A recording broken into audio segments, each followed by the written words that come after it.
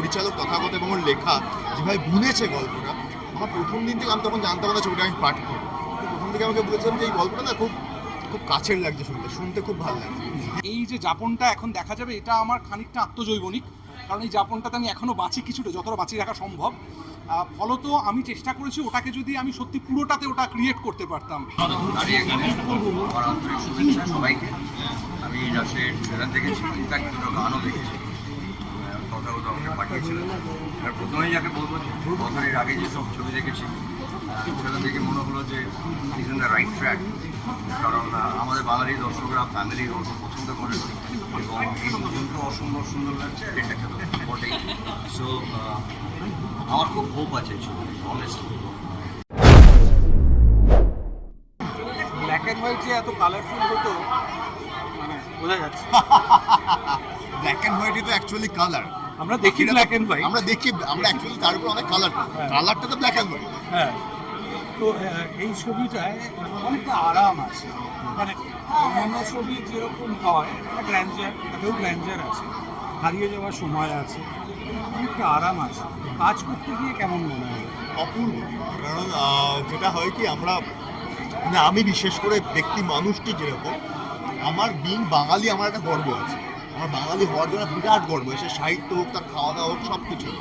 তো সেইখান থেকে যখন একটা এরকম স্ক্রিপ্ট আসে যেটা একটা পুরো আমাদের বাঙালিদের যে ঐতিহ্য সেটার উপর বেস করে একটা গল্প, মানে এরকম নয় কিন্তু যে গল্পের জন্য বাঙালি আসে, গল্পটাই বাঙালি আমি গিয়ে করছি ওখানে। তো সেটার প্রত্যেকটা কোনায় কোনায় যেভাবে মানে পরিচালক তথাগত এবং ওর লেখা যেভাবে বুনেছে গল্পটা, আমার প্রথম দিন থেকে আমি তখন জানতাম না ছবিটা আমি পাঠ করবো। তো প্রথম থেকে আমাকে বলেছিলাম যে এই গল্পটা না খুব খুব কাছের লাগছে, শুনতে খুব ভালো লাগছে, বিউটিফুল। এই উত্তরীয়টা মানে এটা কার ডিজাইন করা, পুরো ড্রেসটা আমার নিজে একদম সেলফ। বাবা, আর কি বলবো, এনজয় করো পিরিয়ডটা।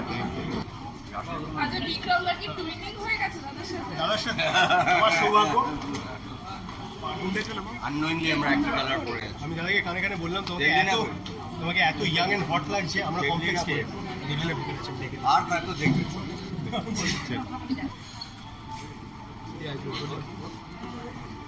এই যে আমাদের রাশের টিম, দাঁড়িয়ে এখানে আমার আন্তরিক শুভেচ্ছা সবাইকে।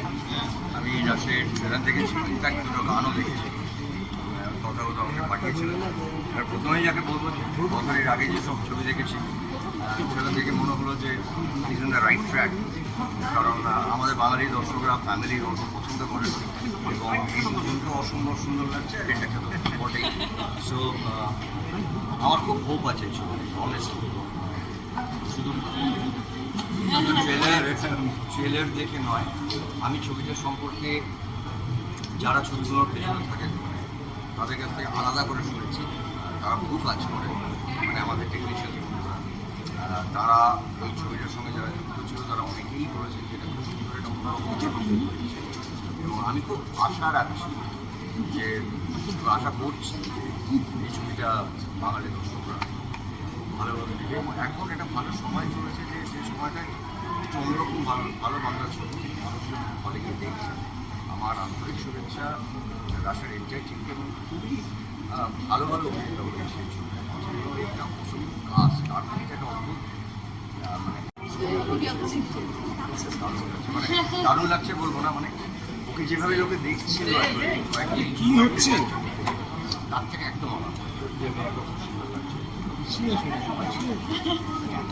আমার আন্তরিক শুভেচ্ছা রাশের এনজয় টিম, এবং প্লিজ আপনারা হলে এসে চলুন। দেখো, এটা আমি একটা দুর্দান্ত টিম পেয়েছিলাম, অভিনেতাদের, টেকনিশিয়ানদের, যার জন্য আমরা একদল মানুষকে একটা সময়কে রিক্রিয়েট করতে পেরেছি, যে সময়টা হয়তো এখন এক্সিস্ট করে না, কিন্তু আমরা মনে প্রাণে চাই সেই সময়টা সেই মানুষগুলো ফিরে আসুক। খুব খুব খুব ভালো লাগছে আমার। যে কটি ছবি আমি বানিয়েছি, এটা তার তৃতীয় ছবি আমার রিলিজ ছবির মধ্যে। আমার যেটা সবথেকে বেশি ভালো লাগছে, এই ছবিটা যখন লোকে দেখে বেরোবে, লোকের মুখে একগাল হাসি থাকবে, আমি জানি। আমি চাই তোমরা যারা ছবিটা দেখবে তারা যেন উপভোগ করতে পারো, সেটাই লক্ষ্য ছিল আমাদের লক্ষ্য ছিল না যে একসাথে 30 জন কিংবা 35 জনকে দেখানো। যে রিয়ালিটিতে আমরা একসময় বড় হয়েছি, পাড়া কালচারে যখন কারেন্ট চলে যেত আমরা সবাই মিলে একসাথে পাড়ায় জড়ো হতাম, সেই ভিড়টা আবার তৈরি করতে চেয়েছি। এবং সেই চেনা মুখগুলো যেন তোমরা খুঁজে পাও, তোমরা যেন চিনতে পারো, রিলেট করতে পারো সেই হারিয়ে যাওয়া কাকুটাকে, সেই অঙ্কের মাস্টারকে, সেই দিদাকে, সেই ভাইকে, সেই বোনকে, সেই মামার বাড়ির আনন্দকে কনসিয়াসলি করা হয়েছে। কারণ এই যে যাপনটা এখন দেখা যাবে, এটা আমার খানিকটা আত্মজৈবনিক। কারণ এই যাপনটাতে আমি এখনও বাঁচি কিছুটা, যতটা বাঁচিয়ে রাখা সম্ভব। ফলত আমি চেষ্টা করেছি ওটাকে যদি আমি সত্যি পুরোটাতে ওটা ক্রিয়েট করতে পারতাম, আমি তো সত্যি এখনো রকম একটা পরিবার, আমি যেহেতু 33 জনের পরিবারে বড় হয়েছি, আমি তো সেই পরিবারটাতে আবার ফিরে পেতাম, আলমবাজারের ওই বাড়িতে আবার ফিরে পেতাম। আর খুবই ইজি ছিল, কারণ প্রত্যেক অভিনেতার সাথে আগে একটা ওয়ার্কশপের পর্ব ছিল, ফলে সেখানে তাদের চেনা জানা, বন্ধুত্ব, আড্ডা মারা সবটাই একটা কমফর্ট স্পেস তৈরি হয়ে গেছিলো। এবং যেহেতু আমি অভিনেতা হিসেবে বহুদিন কাজ করছি, ফলত কম বেশি হয়তো কাজ করা হয়নি, পরিচয় তো ছিলই, এবং তারাও জানেন আমি কীভাবে কাজ করি এবং তারা কীভাবে কাজ করেন আমি কম বেশি অবহিত। তো খুব আনন্দ করে কেটেছে। মানে শুটিংয়ের মাঝে আমি কখনো ক্রিকেট খেলবো ভাবিনি, কিন্তু এদের পাল্লায় পরে আমার শুটিংয়ের মাঝে ক্রিকেট খেলতে হয়েছে। দর্শকদের এটাই বলতে চাইবো যে এই মুহূর্তে আমরা তো ভালো থাকা সবাই আঁকড়াচ্ছি, এতটুকু ভালো থাকা, আমি কথা দিচ্ছি নির্ভেজাল ভালো থাকা 2.5 ঘন্টার, এটাই ছবিটা আপনাদের দেবে, এটা দায়িত্ব নিয়ে বলছি। এনসেম্বল কাস্ট, বড় কাস্ট, নতুন নবীন প্রবীণ সকলেই আমরা আছি এর মধ্যে। ভীষণই ভালো ছবি। দর্শককে একটাই কথা বলবো, হলে গিয়ে ছবি দেখুন, আমার মনে হয় সকলেরই ভালো লাগবে ছবি। হ্যাঁ, থ্যাংক ইউ। মানে ছবিটাও ব্যতিক্রমী, বেশ ব্যতিক্রমী, সেটা না দেখে আগে দেখুন, দেখে নিয়ে তারপরে বিচার করবেন। টিজার ট্রেলার দেখেছি, মানে অনেকটা কুল, একটা ঠান্ডা, মানে যে ধরনের ছবি এখন হয় না, দর্শকরা কীভাবে নেবেন বলে মনে হয়? আমার মনে হয় দর্শকের খুবই ভালো লাগবে। এক একটা চরিত্র মনে হবে একে তো চেনা মনে হচ্ছে, এরকম তো আমার জীবনে ঘটেছে, এটাই তো হয়ে থাকে, এগুলো ভীষণভাবে দর্শকের মনে হবে।